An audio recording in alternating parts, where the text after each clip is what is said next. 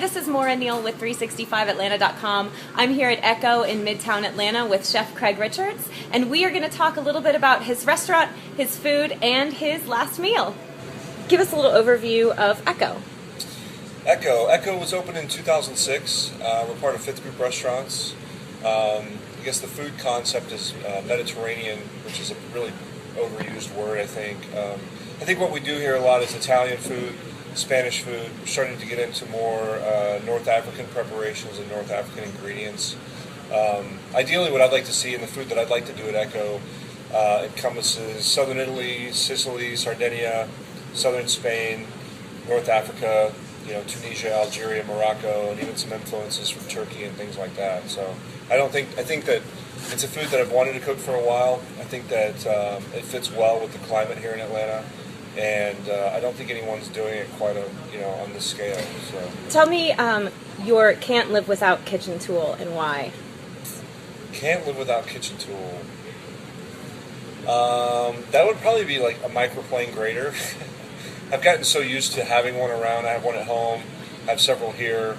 You can use it for a lot of different things, whether it's zesting citrus or cheeses, but basically you can grate something really finely that you can't get from a box grater or really anything else. And that and probably a paring knife. You can do anything with a paring knife. So if you were going to be stuck on a desert island and you can only bring 5 of your favorite ingredients, food or alcohol, which 5 would you have to bring to cook with? Well, hopefully I would be, I like to fish, so hopefully I'd be able to catch some fish. But definitely seafood, probably some octopus. I love cooking and eating octopus. Definitely have to have some cava, Spanish cava, sparkling wine. Always goes well with that. I think what's funny is one of the ingredients that we use here a lot that's kind of in a lot of things that goes unnoticed is orange blossom honey. It's kind of a secret ingredient that I like to use in a lot of different things. Olive oil, I have to have a really good olive oil to cook with, obviously, either to cook in or to finish a dish with. How many ingredients? That's 4.